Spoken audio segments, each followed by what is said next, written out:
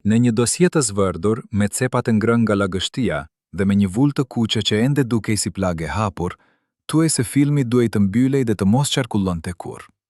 Jo të pritej, jo të korrigjohej, jo të rishikojej pas disa muajsh, por të zhdukej nga sytë e publikut. Sikur aktorët të mos kishin djersitur, sikur kamera të mos kishte punuar, sikur Pandi Raidi të mos kishte lënë aty copën më të dimshme të shpirtit të tij.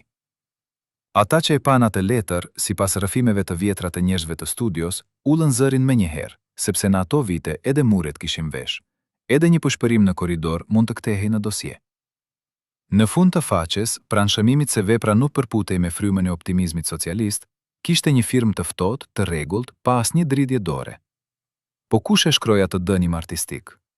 Kush vendosi që roli më i madh i Pandiut duhej të varrosej në errësirën e arkivave? Depse për dekada me radhë, askush nuk guxoi të thoshte me zë të plot se një film i tërë ekzistonte, i përfunduar, i montuar, i gjallë, por i burgosur. Pandi Raidi nuk ishte thjesht një fytyrë dashur në ekran. Për shumë shqiptar, ai ishte ai burri i njohur që dukej sikur e kishe pasur në lagje, te porta, në odë, në një sofër të varfër, në një das me valle të lodhura ose në një zyrë ku njeriu i thjesht mundohej të mos tyjej. Kishte diçka në sytë e tij që nuk kërkonte fjalë të mëdha. Ai mund të rrinte në heshtje, të ulte kokën, të mbante frymën një çast dhe publiku e kuptonte. Ky njeri po mban mbi shpinë më shumë se sa lejon skenari. Në sallat e kinemave të dikushme, ku karriget kërcisnin dhe ajri mbante erë rrobash të lagura, duhani të fikur dhe shpresash të vogla, njerëzit qeshnin me të, përloteshin me të dhe e mbanin mend gjatë pasi dritat ndizeshin. Ai ishte artisti i popullit në kuptimin më të gjallë të fjalës. Një aktor që nuk dukej sikur interpretonte për të marrë lavdi, por sikur mbante në fytyrë rrudhat e një vendi të tërë. Pandi, me atë zë të ngrohtë dhe me atë prani që nuk bërtiste kur kot, dinte të bënte të madh edhe një gjest të vogël. Por pas atij respekti, pas atij duartrokitjeje të gjatë që ngrihej nga publiku si një val, ekzistonte një botë tjetër, një botë ku skenarët lehtësoheshin jo vetëm nga artistët, por edhe nga njerëz me kostume të errta, me stilollapsa të hollë dhe me fytyra që nuk buzëqeshnin.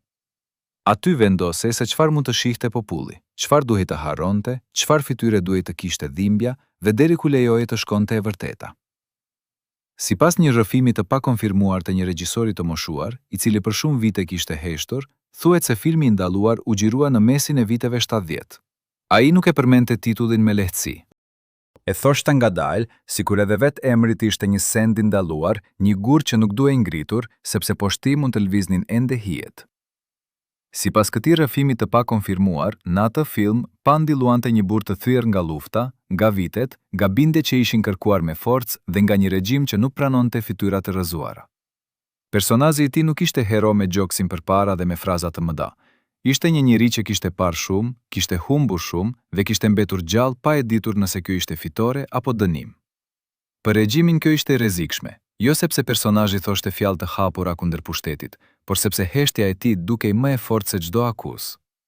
Një burr i lodhur me duar që dridheshin pranë një sobe të ftohtë mund të tremte më shumë se një fjalim i tërë, sepse publiku do ta njihte menjëherë. Do të thoshte me vete, edhe unë e kam parë këtë burr, edhe unë e kam në familje, ndoshta edhe unë jam ai. Këtu fillon plaga e parë. Pandi Raidi, njeriu që në ekran u bë i afërt me popullin, në atë rol thuhet se dha diçka që as vetë nuk e përsëriti më. Regjisori, sipas rrëfimit që qarkullon, e kujtonte ditën kur aktori hyri në shesh xhirimi me pallton e vjetër të personazhit, me flokët pak të zhregulluar, me sy që nuk kërkonin më aprovim. Nuk hyri si aktor. Hyri si njeri që kishte pranuar të zbresë në fundin e dhimbjes. Dhe ja ku ndodh kontrasti i madh. Ai kontrast që e bën historinë e Pandiut të duket edhe më mizore. Jashtë sheshit të xhirimit, ai ishte i dashur, i respektuar, i ftuar në aktivitete, i duartrokitur ndaj njerëz që e shihnin si fytyr të artit kombëtar. Brenda dhomave të ngushta ku mbileshin komisionet, një cop letër mund t'ia hiqte artistit të drejtën për të qenë plot. Në atë kohë, lavdia nuk të mbronte. Mund të kishe emër, mund të kishe çmime, mund të kishe vite punë në skenën e ekran, por nëse një rol dukej më i vërtet se sa duhej, atëherë vërteta bëhej armik. Një aktor mund të ishte i popullit në afishe, por i pafuqishëm para një dosjeje të mbyllur me vull. Sipas këtij versioni të pakonfirmuar, filmi u xhirua deri në fund. Nuk ishte një projekt i braktisur, nuk ishte një ide pa përfunduar, nuk ishte një skenar që mbeti në sirtar. Kamerat punuan, aktorët folën, dritat u ndezën, bobinat u mbushën, dhe një ekip i tërë besoi se po bënte diçka të rrallë. Pandi, sipas këtij rrëfimi të pakonfirmuar, kishte qenë i pazakon gjatë xhirimeve. Nuk kërkonte rehati, nuk ankohej për orët e gjata, nuk bënte lojra ylli. Përkundrazi, dukej sikur roli i kishte marrë peng.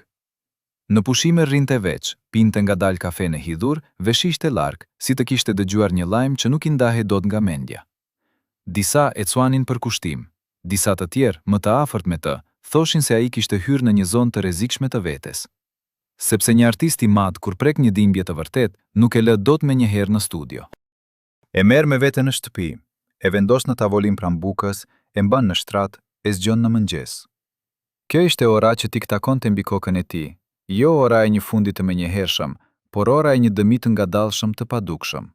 Çdo skenë e xhiruar dukej sikur i afrohej një vendimi që askush nuk e thoshte me zë. Filmi do të shihej nga lart, dhe kur në ato vite diçka shihej nga lart, nuk dihej nëse do të zbriste më te njerëzit.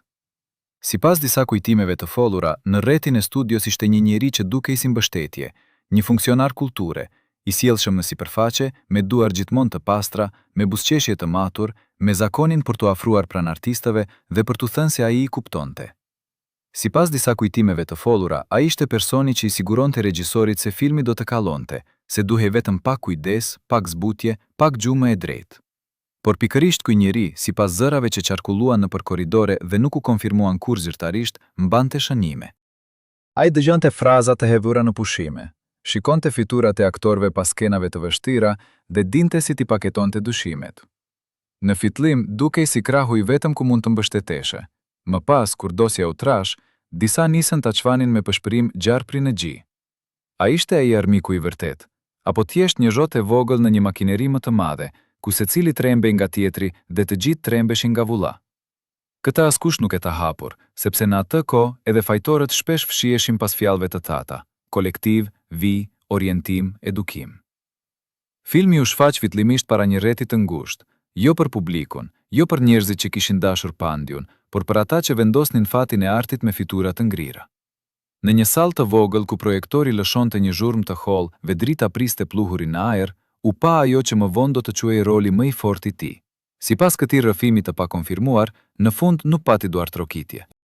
Pati kolide të thata, karrige që lviznin, fletë që paloseshin dhe sy që nuk takoheshin. Kur një film i mirë përfundon dhe njerëzit nuk flasin, ka dy arsye: ose janë të tronditur nga bukuria, ose janë të friksuar nga e vërteta. Më pas, sipas zërave që qarkulluan, erdhi fjalia që e vrau filmin pa e prekur me dorë. Se vepra nuk përcilte dritën e duhur, se personazhi qendror ishte tepër i rënd, se lufta dhe jeta e re nuk mund të shfaqeshin me aq hije, se publikut i duhej shembull, jo tujerje. Me fjalë të tjera, një njeri i lodhur nuk kishte të drejtë të ishte personazh kryesor.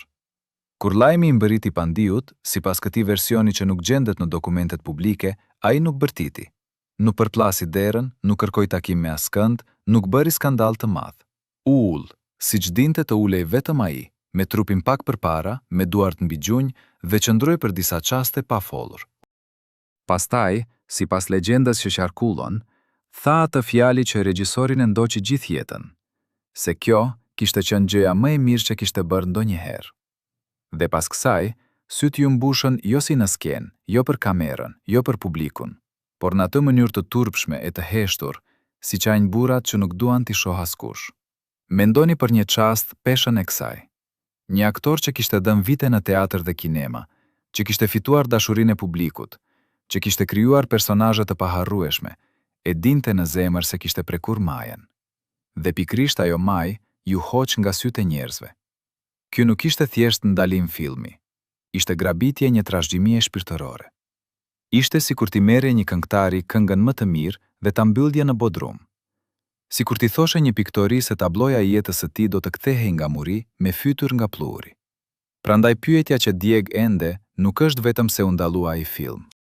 Pyetja më e frikshme është kjo: çfarë pa komisioni në fytyrën e Pandi Rajdit që e trembi kaq shumë, dhe a ishte e vërteta e rollit më e rrezikshme se vetë filmi? Pas duartrokitjeve, pas titujve të nderit dhe pas atij respekti që dukej i paprekshëm, mbeti një trashëgimi i çuditshme.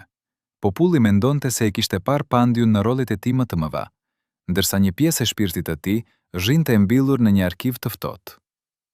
Në shtëpitë shqiptare flitej për filmat ku ai shfaqej, për batutat, për personazhet, për atë fytyrë që jepte besë çdo skene. Por askush nuk e dinte se ndoshta tesari më i madh nuk ishte në ekranet e kinemave, por në një bobinë të heshtur, të vendosur diku mes letrave të pluhurosura. Nëse kjo do të dihej atëherë, nëse publiku do ta kuptonte se ishte mohuar roli më i fortë i një aktori të dashur, a do të kishte mjaftuar heshtja për ta mbulluar zemrimin? Dhe kush përfitoi nga kjo varfëri e kujtesës, nga ky boshllëk që u la me qëllim në jetën artistike të Pandiut? Trashëgimi i një aktori nuk matet vetëm me para, me shtëpi, me sende personale apo me fotografi të ruajtura në kuti. Matet me ato qaste kur publiku e sheh dhe thot, ky më përket edhe mua. Për Pandi Raidin, kjo trashëgimi ishte e madhe, por edhe e coptuar, sepse një pjesë e saj nuk u lejua kur të hynte në kujtesën e publikut. Në dukje, ai ishte i pasur me dashuri njerëzore. Në çdo qytet ku shfaqej, njerëzit e ndallonin, i jepnin dorën, i flisnin si të ishte kushëri i largët. Në Shqipërinë e atyre viteve, kjo ishte një pasuri më e madhe se çdo llogari bankare. Një artist që njihej nga të gjithë mbante me vete një lloj pushteti të butë, por edhe një rrezik të fshehtë, sepse dashuria e popullit mund të bëhej e padëshirueshme kur nuk kontrollohej dot. Mirë po pas vitesh kur njerëzit nisën të pyesnin për filmat e humbur, për skenarët e ndaluar, për bobinat që nuk qarkulluan, u zbulua një varfëri tronditse. Jo varfëri e aktorit si njeri, por varfëri e trashëgimisë që ju dorëzua publikut. Një rol i madh mungonte. Një gur themeli ishte hequr nga ndërtesa dhe të gjithë u ishte thënë se ndërtesa ishte e plotë. Kjo është zhdukja më dinake e trashëgimisë, jo kur dikush vjedh një objekt, por kur një regjim i tërë të bindë se objekti nuk ka ekzistuar kurrë.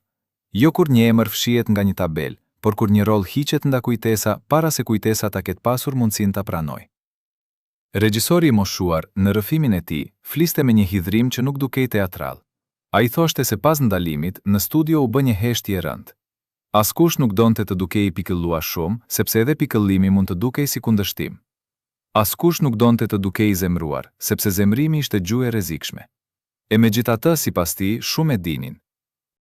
E dinin operatorët, e dinin montazhierët, e dinin aktorët që kishin luajtur pranë Pandiut, e dinin ata që kishin parë skenën finale ku personazhi i tij nuk fitonte në mënyrën e kërkuar nga propaganda. E dinin edhe ata që nuk e kishin parë, sepse në botën e artit lajmet e ndaluara qarkullojnë si era poshtë dyerve. Në atë film, Pandi nuk luante një burr të mposhtur thjesht nga lufta. Ai luante një njeri që kishte humbur besimin se sakrifica e tij ishte kuptuar. Kjo ishte plaga, jo gjaku, jo britma, jo rebelimi i hapur, por dyshimi i njeriu të thjeshtë. Vedyshimi, në një sistem që kërkonte fytyra të lumtura, ishte helm i padukshëm. Një personazh që pyeste me sy pse gjithçka duhej të dukej e ndritshme, kur brenda shtëpive kishte ftohtë, mund të bënte më shumë dëm se një fjalim i ndaluar. Sepse ai nuk i mësonte publikut të bërtiste, i mësonte të njihte heshtjen e vet. Këtu hyn përsëri kontrasti social që e bën historinë terse. Në skenat zyrtare, artistët thirreshin si shëmbuj, u jepej nderim, u kërkoi të buzëqeshnin, të merrnin pjesë në festa, të flisnin për detyrën dhe për popullin. Por në prapasken, ata mund të ndiheshin të pafuqishëm para një fjale të vetme të ardhur nga lart. Një burr si Pandi, me talent të provuar dhe me dashuri publike, mund të duar trokitej mbrëmjen e së shtunës dhe të poshtrohej artistikisht të hënën në mëngjes. Kjo ishte mizoria e sistemit. Të ngrinte në piedestal për aq kohë sa i shërbeje figurës së tij, pastaj të merrte nga dora pjesën që nuk i pëlqente. Lavdja bëhej robë ceremoniale. Frika ishte këmisha që mbahej poshtë saj. Sipas njerëzve të vjetër të kinemas, pas ndalimit u dhan porosi të paqarta. Nuk u tha gjithmonë me fjalë të forta se filmi nuk ekzistonte, u tha më shumë që të mos flitej, të mos pyetej, të mos kërkohej, të mos hapeshin biseda të panevojshme. Kjo ishte mënyra më elegante për të varrosur diçka pa ceremoni. Disa bobina mund të kenë kaluar nga një raft në tjetrin. Disa shënime mund të jenë futur në dosje të tjera. Disa emra mund të jenë hequr nga listat e qarkullimit. Në arkiva, zhdukja nuk ndodh gjithmonë me zjarr, ndonjëherë ndodh me pluhur, me heshtje dhe me një dorë që e vendos dosjen aty ku askush nuk do ta kërkojë. Po Pandi, çfarë ndodhi me të pas asaj goditjeje? Këtu rrëfimi bëhet më njerëzor, më i dhimbshëm, sepse aktorët nuk janë prej guri. Ata mund të vazhdojnë të punojnë, të dalin para kamerës, të thonë batuta, të luajnë role të tjera, por brenda tyre mbetet një dhomë mbyllur ku ruhet ajo që u mohua.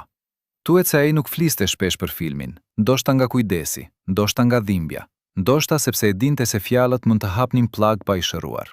Por ata që e njihnin, thoshin se pas këtij episodi, kishte momente kur sytë e tij fikeshin papritur, edhe mes njerëzish, edhe mes bisedash të zakonshme. Kjo nuk do të thotë se Pandi u rrëzua nga skena. Jo. Ai mbeti aktor i dashur, vazhdoi të krijonte, vazhdoi të ishte pjesë e kujtesës kulturore shqiptare. Por pikërisht këtu qëndron tragjedia e holl. Publiku e donte për atë që pa, ndërsa ai ndoshta e dinte se ajo që nuk u pa ishte më e vërteta. Në historitë e mëdha të artit ka shpesh një moment të tillë. Një këngë që nuk u lejua, një pikturë që u kthie mbrapsht, një rol që u fshi, një libër që nuk doli. Publiku vazhdon jetën pa e ditur se çfarë i është marrë. Artisti vazhdon jetën duke e ditur shumë mirë. Dhe është kjo pabarazi që dhemb. Ai që humbet nuk është vetëm artisti. Humbet edhe publiku, sepse i mohohet e drejta për ta parë idullin e vet në çastin më të sinqert. Humbet edhe historia, sepse mbetet me një faqe bosh aty ku duhet ishte një dëshmi. Në bisedat e mëvonshme, emri i Pandiut përmendej me dashuri, por filmi i ndaluar rrinte si hije pas emrit.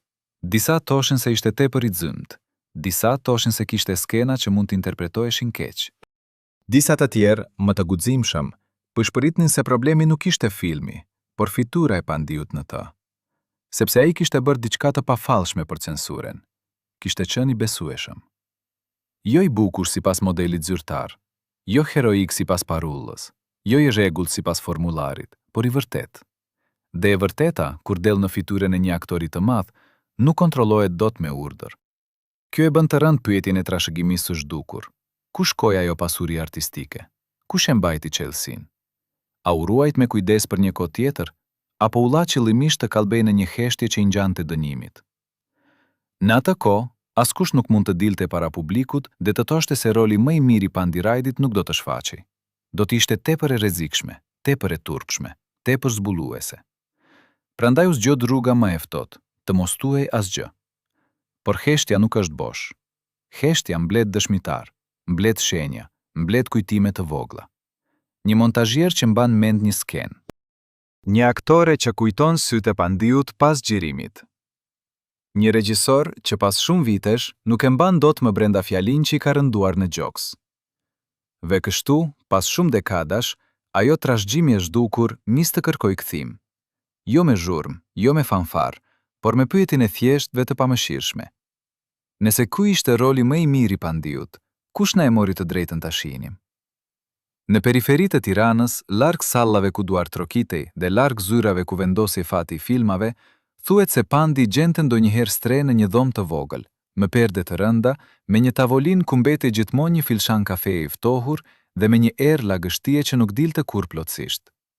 Nuk ishte vend luksi, nuk ishte strofk skandalesh siç do ta ndërronte një kronikë e lirë, por një hapësirë ku ai mund të hiqte maskën e aktorit të dashur dhe të rrinte vetëm me mendimet e veta.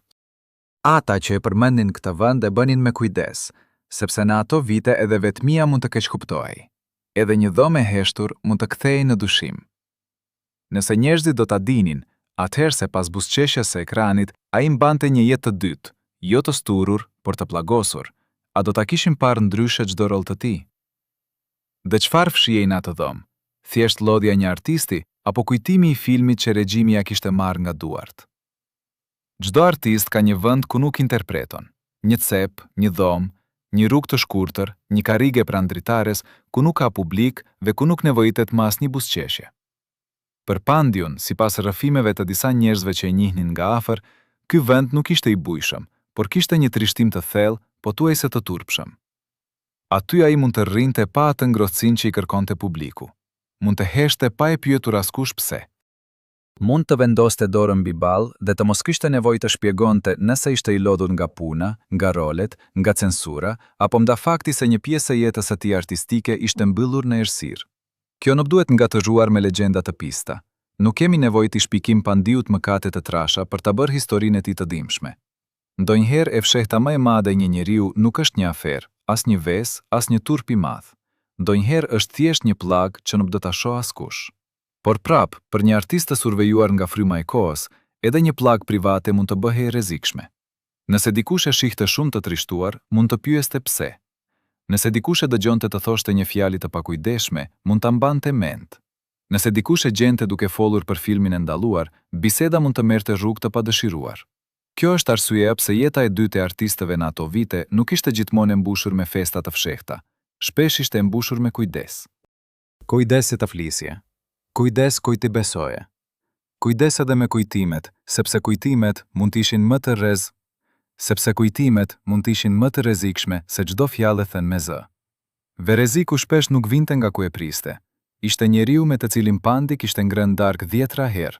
Njeriu që i kishte rënë mbi supë me dorë të ngrohtë dhe i kishte thënë: "Ky film do të jetë kryevepra e jetës sate." I njëjti njeri, sipas disa rrëfimeve të njerëzve të vjetër të studios, çoi raporte zyrtare ku frazat e Pandiut shndërroheshin në dyshime, të veshura me gjuhën e sistemit. Jo si mbështetje, por si akuzë fshehur brenda fjalëve miqësore. Sot, pas dekadash heshtjeje, emri i atij njeriu nuk thuhet lehtë nga ata që ishin aty. Kjo është tradëtia e llojit më të egër. Jo ajo e armikut të njohur, por ajo e miqit që ha bukën tënde, dëgjon dhimbjen tënde, dhe pastaj, natën, e kopjon atë dhimbje në letra zyrtare me vull. Pandi, sipas gjithçkaje që dihet, nuk e kuptoi menjëherë. Dhe ndoshta kjo është pjesa më e dhimbshme e gjithë historisë. Jo ndalimi i filmit, por mosnjohja e kujt e bëri. Mes atyre që rrethonin gjatë xhirimeve, kishte dikë që i vlerësonte miqësinë e Pandiut shumë pak dhe karrierën e vet shumë. Ky njeri kishte mësuar arte të holla, dinte si të bënte pyetjet e ngathta dhe miqësore, ato që të cellnin shpirtin pa e kuptuar se po hapeshe. Dinte si të ishte i pranishëm në çastet e lodhjes, kur njeriu thot me zë të ullur gjëra që zakonisht i mban brenda. Sipas disa rrëfimeve të pakonfirmuara, ky njeri mbante shënime të rregullta me datë dhe detaje. Cilin sken kishte komentuar Pandi si të vështirë? Çfarë kishte thënë operatori pas skenave politikisht delikate? Nëse regjisori kishte shprehur dyshim se komisioni mund të reagonte keq, të gjitha këto copa mblidheshin sipas legjendës që qarkullonte mes njerëzve të studios me qëllim të caktuar. Ato copa, të vendosura bashk sipas dëshirës së dikujt tjetër, mund të bënin një figurë krejtësisht të ndryshme nga e vërteta. Mund ta bënin regjisorin të dukej si rebelues, mund ta bënin Pandiun të dukej si aktor me qëllime politike. Mund ta bënin gjithë filmin si sulm i organizuar ndaj sistemit, edhe kur askush prej tyre nuk kishte menduar asnjëherë diçka të tillë. Kjo ishte bukuria e errët e metodës, pa asnjë gënjeshtër të plot. Njeriu i cili sipas rrëfimeve luante këtë rol, nuk dukej si gjarpër, ishte i sjellshëm, i arsimuar, me fjallorin e saktë të artit. Dikur kishte shkruar edhe vet disa skenar që nuk ishin pasur fat. Disa besonin se ai kishte gjetur kompensim jo si artist, por si njeri që vendoste fatin e artistëve. Dhe kjo, sipas atyre që e njihnin, e bënte edhe më të rrezikshëm se çdo armik i hapur. Kishte edhe diçka tjetër që e veçonte. Ai dinte si ta bënte viktimën të ndjehej fajtore. Nëse Pandi zbulonte ndonjëherë se ky njeri kishte raportuar fjalët, ky kishte gjithmonë justifikimet gati. Thoshte se kishte folur për të mirën e filmit, se kishte munduar të zbunte perceptimet e komisionit, se pa të goditja do të kishte qenë edhe më e fortë. Dhe në atë sistem, ku e vërteta gjithmonë kishte dy faqe njëkohësisht, këto justifikime mund të tingëllonin pothuajse të besueshme. Pas ndalimit të filmit, sipas disa dëshmive gojore të kujdesshme dhe pa emra të plot, ky njeriu ngjit edhe pak lart. Promovime, ftesa, mundësi.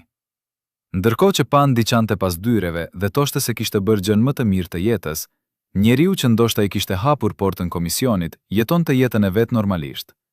Kjo cekuilibër, kjo padrejtësi pa zhurmë, ishte karakteristike e sistemeve ku llogaridhënia nuk ekzistonte fare. Pandi nuk mund të dilte dhe të thoshte publikisht se dikush e kishte tradhtuar.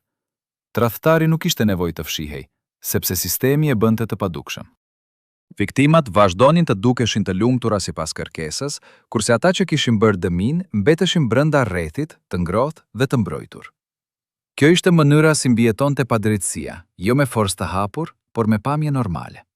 Vitet pas ndalimit, sipas njerëzve që e ndiqnin, kishin sjellë ndryshime të vogla, por të qëndrueshme tek Pandi. Kishte momente kur heshte papritur mes bisedash, sikur mendja i shkonte diku tjetër.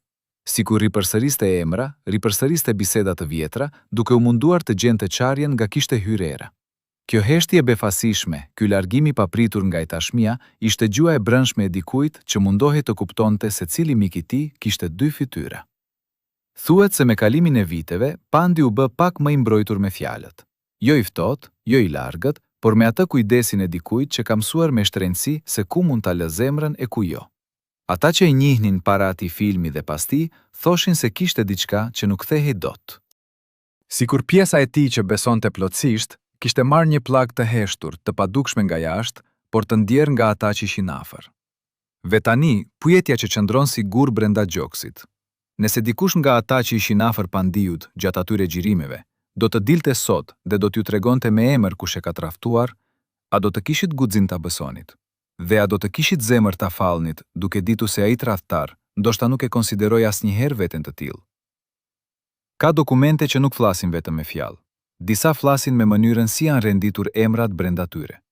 Sipas rrëfimit të një ish-punonjësi të arkivave kulturore, i cili e da këtë deklaratë shumë vite pas atij ndalimi, ekzistonte një listë e brendshme, jo e botuar, jo e firmosur me emra të dukshëm, por e njohur nga ata që punonin brenda dhe dinin si funksiononte makina e vërtetë e vendimarrjes.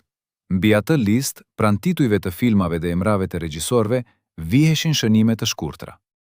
Shënime si nuk shfaqet pari vizit, ose të shihet në komisionin ngushtë, ose më i rëndë se të gjitha, të qëndroj jashtë qarkullimit deri në njoftim tjetër.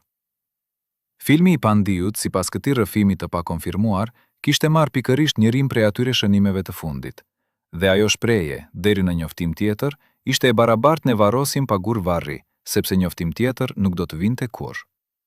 Ky nuk ishte vendim artistik, ishte vendim i njerëzve me frikë. Frika se ky film mund ta bënte publikun të mendonte. Frika se fytyra e Pandiut, e lodhur dhe e tyer në atë rol, mund të pasqyronte diçka shumë reale. Frika se nëse populli shikonte atë burr të rrëzuar, mund të ngrinte kokën dhe të njofte veten brenda tij. Dhe kjo njohje, kjo pasqyrje sakt, ishte armiku më i madh i çdo sistemi që premtonte lumturi. Ato vite kishin rregulla të pathna por të ditura nga të gjithë. Filmi duhet të kishte dritë. Jo metaforike, por literale, personazhet duhet të dilnin fitues, duhet të besonte populli, duhet të shihej rruga e drejtë. Nëse personazhi kryesor kishte dyshime, duhet i kapërcente mendimin e kolektivit. Nëse kishte vuajtje, ajo duhet të zhderojë në kuraj. Heshtja pa shpjegim ishte e rrezikshme, loti pa fitore ishte e palejueshme. Personazhi i Pandiut nuk bënte asnjë nga këto gjëra. Ai mbeti i tyer, jo si dënim për gabime, por si pasojë e sistemit vet. Dhe sistemi nuk mund ta lejonte veten ta shihte fytyrën e vet kaq qartë, të pasqyruar në sytë e një aktori që besohej nga gjithë populli. Viti 75 ishte viti i tensionit të brendshëm kulturor. Kontrolli mbi artet ishte shtrënguar. Disa regjisorë kishin pasur probleme me filmat e tyre, disa shkrimtar kishin mësuar se edhe metafora mund të bëjë krim nëse lecohej keq nga komisioni i dur. Regjisori i atij filmi e dinte se po ecste mbi vite holl, por besonte se Pandi, si figurë e dashur dhe e respektuar, mund ta mbronte edhe veprën. Sipas rrëfimit të regjisorit, seanca zyrtare u mbajt në një mëngjes gri dhe të ftohtë. Asnjë nga anëtarët e komisionit nuk e komplementoi xhirimin, nuk fjalën për cilësinë teknike, nuk fjalën për llojin e aktorëve. Flitej me rreth rrotullime, me gjuhën e veshur të sistemit, ku fjalia do të shohim do të thotë jo, dhe fjalia duhet diskutuar do të thotë tashmë është vendosur pa pjesëmarrjen tuaj. Regjisori e ndjente atë mëngjes pa e ditur me siguri. E ndjente atë lloj të ftohti që nuk del nga ajri i dhomës, por nga vëzhgimi i fytyrës. Njeriu që duhet të ishte mbështetësi i tij kryesor, rrinte jo anës tij, por anës ekranit të fikur, sikur tashmë kishte kaluar në kraun tjetër dhe priste që vendimi të deklarohej. Vendimi nuk erdhi si urdhër formal menjëherë, erdhi ngjeshur brenda shtresave fjalësh. Ndërmjet si tha regjisorit se duhej rishikimi thellë. Pastaj tha se rishikimi do të merrte kohë. Pastaj tha se filmi duhej mbajtur jashtë shpërndarjes derisa çështjet artistike të qartësoheshin. Kjo frazë, çështjet artistike, ishte e njëjta si dera e mbyllur. Kur hyje brenda, nuk gjej asnjë çështje artistike, gjeje heshtjen e sistemit. Ata që kishin luajtur role dytësore mësuan lajmin nëpërmjet korridoreve, jo nga zyrtarët. Një shenjë nga njëri, një heshtje e vërejtur nga tjetri, dhe gradualisht gjithë ekipi kuptoi se ajo gjë e jashtëzakonshme që kishin bërë bashkë nuk do të shfaqej. Reagjimet ishin të ndryshme. Disa u bën të ftohtë, disa i qëndruan Pandiut pranë në heshtje, sepse fjalët do të ishin tepër të lehta para asaj humbje. Sipas disa burimeve gojore, bobinat e filmit u larguan nga raftet e projekteve aktive dhe u zhvendosën diku tjetër brenda ndërtesës. Ku saktësisht, askush nuk e thoshte qartë. Nuk ishte urdhër me shkrim për zhvendosjen. Kishte vetëm njerëz që dinin çfarë bëj dhe njerëz që kishin mësuar të mos pyesnin. Kjo ishte mënyra elegante e fshehjes, pas zjarr, pas gjellim, vetëm pluhuri nga dashami i kohës. Ky është mekanizmi i zhdukjes pa gjurmë. Mjafton ta lësh gjën të humbas brenda labirintit të sistemit vet, midis regjistrave që ndërrojnë duar, midis zyrtarëve që largohen pa dorëzuar pasuri, midis katalogimeve të paplota. Nuk ke nevojë të dogësh asgjë. Koha bën punën me durim. Karriera e Pandiut nuk u ndall menjëherë. Ai vazhdoi të punonte, vijoi të shfaqej, vijoi të magjeps, por kishte diçka që kishte ndryshuar brenda tij, diçka e vockël por e vazhdueshme, siguri i vogël brenda xhamit. Ajo çarri e parë nga e cila nuk rikthehet plotësia e mëparshme. Asnjëherë sipas disa dëshmive nuk u kthie te ai nivel intensiteti që kishte vënë në filmin e ndaluar. Ndoshta nuk mundte, ndoshta nuk donte. Ndoshta kishte mësuar se intensiteti i tepërt mund të mos përbëhej me aplauz, por me shikim të ftohtë brenda një sale të errët. Dhe kjo e bën pyetjen edhe më tërse. Nëse sistemi e ndalloi filmin sepse kishte frikë në e vërteta e tij, dhe nëse Pandi e dinte këtë, a vendosi qëllimisht të mbajë distancë nga rreziku për vitet që pasuan? A ishte ndreqja e intensitetit mënyra e tij e fshehtë për të mbijetuar artistikisht? Dhe nëse po, çfarë na mori edhe neve ky sistem, duke i mësuar artistit me zemrën më të madhe të ndalë disa hapa paramajes? Midis sendeve të mbetura pas largjimit të Pandiut ndaj jeta, sipas rrëfimit të heshtur të dikujt që kishte ndihmuar me gjërat personale, u gjet midis librave dhe revistave të vjetra një blok shënimesh i lidhur me spango të thatë. Jo ditar i zakonshëm, jo letër, por faqe të shkruara me dorëshkrim të ngushtë, me disa fjalë të fshira dhe të rishkruara, sikur i shkruari kishte dashur të thoshte diçka dhe pastaj kishte tërhequr dishtin duke i lënë fjalët gjysmë të hetuara. Në faqen e parë, me shkronja pak të errëta nga koha dhe lagështia, qëndronte vetëm data e vitit 75 dhe 3 fjalë poshtë saj, të thëna si thirrje, si akuzë apo si pyetje. Askush nuk e dinte sigurt. Ky blok, sipas këtij rrëfimi të pakonfirmuar, u mbajt jashtë syve të publikut për shumë vite. Disa thanë se u zhvendos, disa thanë se u vu bashkë me shënime të tjera, në canta, në kuti, në vende ku nuk shkon dorë kurios. Askush nuk di sot me siguri ku ndodhet, por ato 3 fjalë nda faqja e parë u ripërsëritën nga goja në gojë si sekret i mbajtur bashkërisht, pa u konfirmuar kur zyrtarisht dhe pa u mohuar kur plotësisht. Të mbijetuarit e kujtesës nuk janë gjithmonë fotografitë dhe medaljet. Ndonjëherë janë gjërat më të papërmendshme. Ato që askush nuk i ka menduar si dëshmi, por që mbahen mend pikrisht sepse dukeshin të parëndësishme. Një blok shënimesh, një letër e paqellur. Gjëra që mbijetojnë jo sepse dikush i ka ruajtur me qëllim, por sepse sistemi harroi t'i merrte. Sipas rrëfimit të pakonfirmuar të regjisorit, edhe ai kishte mbajtur shënime gjatë kohës së xhirimeve. Mes tyre, sipas fjalëve të tij, kishte edhe vrojtime mbi Pandiun. Jo kritika, jo analiza teknike, por thjesht çaste të ruajtura. Çasti kur Pandi pas një xhirimi të gjatë u ul buzmuri dhe qëndroi aq gjatë në heshtje sa gjithë ekipi filloi të shikonte me shqetësim të heshtur. Çasti kur tha gjatë provës një fjali që nuk ishte në skenar, e veta dhe asnjë nuk foli pas saj. Regjisori thoshte se Pandi kishte aftësinë e rrallë të mbante peshë pa bërë zhurmë. Shumica e aktorëve, kur janë në presion emocional, e shprehin disi.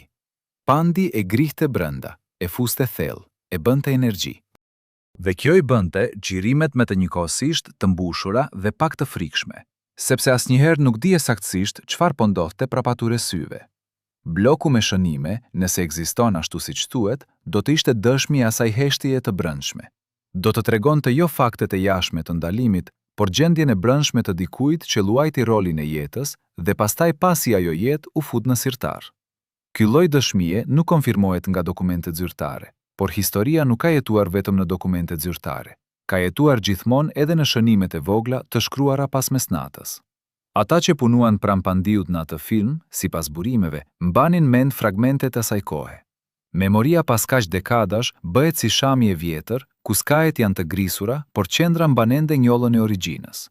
Ata fragmente, të mbledhura nga goja e njerëzve të ndryshëm, tregonin vazhdimisht të njëjtën linjë.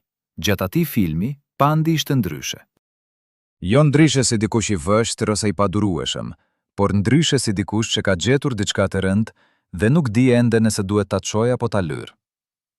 Aktorë të roleve duktësore thoshin se kur Pandi kalonte pranë tyre midis skenave, linte prapavetes një atmosferë të posaçme, jo të këndshme, jo të keqe, por të dendur, siç lë dikush që ka kaluar nëpër diçka të vërtetë dhe nuk ka pasur kohë ta kthejë ende në skenë.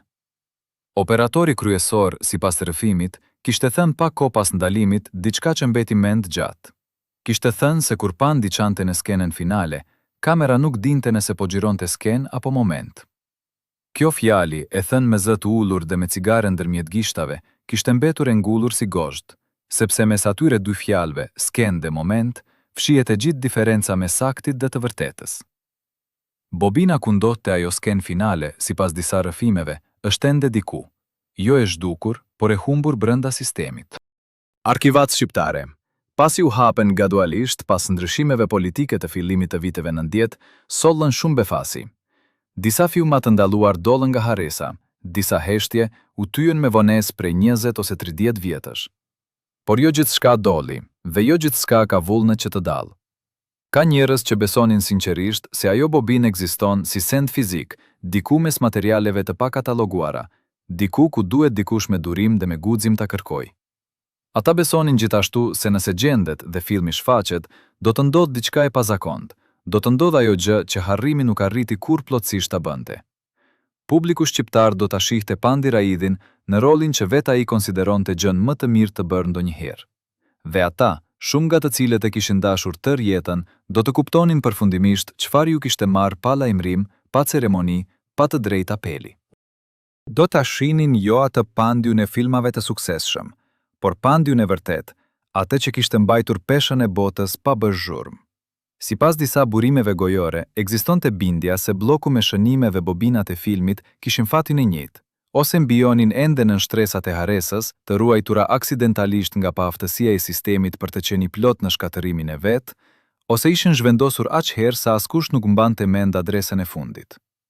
Kjo është plaga e dy fishtë të censurës.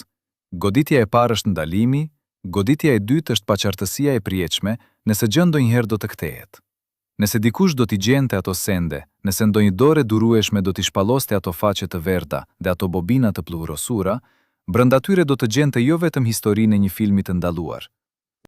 Do të gjente historinë e një njeriu që duajti rolin e jetës para dyerve të mbylura, që pastaj u ul, duke mbajtur fytyrën me duar dhe tha me zë të udhur. Kjo ishte gjëja më e mirë dhe askush nuk e pa.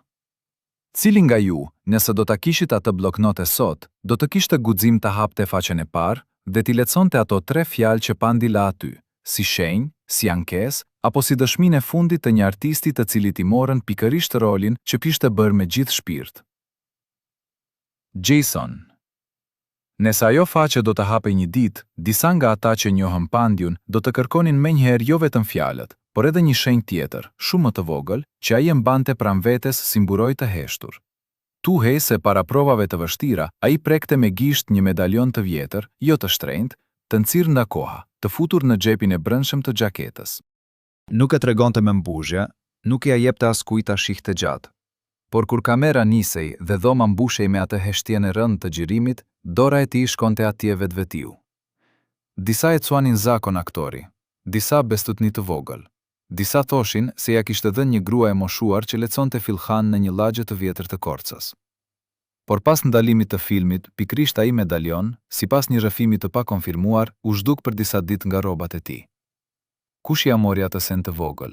Dhe pse Pandi, njeriu që përballonte sallat plot, u trondit më shumë nga zhdukja e tij sesa nga një kritik zyrtare? Në botën e aktorëve të asaj kohe, bestutnit nuk ishin gjithmonë marzi. Ishin mënyra të varfra për të ndjerë se ke ende pak kontroll mbi jetën tënde, kur gjithçka tjetër vendosej në zyra ku nuk hyje dot. Një shall, një fotografi, një monedhe vjetër, një shenjë e vogël në xhep. Këto nuk e shpëtonin njeriun, por e ndihmonin të mos ndihej krejt i zbuluar. Pandi, sipas disa rrëfimeve, nuk fliste hapur për frikrat e veta. Ai dinte të mbante shaka në tavolinë, dinte të ngrohte atmosferën me një fjalë të thjeshtë, por kur vinte puna te gjërat që e gëzhienin, mbylej. Vetëm njerëzit shumë të afërt mund të dallonin se pas filmit të ndaluar, ai nisi të bëhej më i kujdesshëm me çdo shenjë. Medalioni, nëse historia është e vërtet, nuk ishte vlerë materiale. Ishte një copë metali e errët me një gërvishti në njërin anë dhe me një fije të vjetër të kaluar në përvrim. Por për të, sipas njerëzve të afërt, lidhej me fillimet, me skenat e para, me atë besimin fëmijëror se arti mund ta mbronte njeriu nga poshtërimi. Thuhet se gruaja që ja kishte dhënë një pllak me zë të ulët ve duar të holla, i kishte thënë dikur se talenti i tij do të njihej nga shumë njerëz, por një rol i madh do t'i mbetej në hije. Kjo mund të jetë vetëm legjende krijuar më vonë, sepse njerëzit duan t'u japin shenjave kuptim pasi tragjedia ka ndodhur. Por në kujtesën e atyre që e rrëfenin, profecia kishte një ftohtësi të çuditshme. Pas ndalimit, Pandi e kërkoi medaljonin në xhepat e palltove, në kutinë e grimit, në sirtarin ku mbante fletë të shpëndara. Nuk bëri zhurmë të madhe, por njerëzit pranë tij e vunëre se po kërkonte diçka. Ai pyeti but, pastaj më rrallë, pastaj nuk pyeti më fare. Kjo ishte çarja në fasadë, jo një shpërthim, jo një rrëzim i dukshëm, por një dyshim që i hyri në trup si të ftohtë. Nëse dikush kishte pasur guxim të merrte një send kaq personal, atëherë sa pranë kishte qenë ai dikush? Sa herë kishte ndenjur pranë tij, kishte pirë kafe me të, kishte qeshur me të, ndërsa ndërkohë shikonte se ku i mbante gjërat. Nga ajo kohë, sipas një prej njerëzve të studios, Pandi nisi të kontrollonte dhomën para se të ulej. Nuk ishte paranoje hapur, nuk ishte çmen,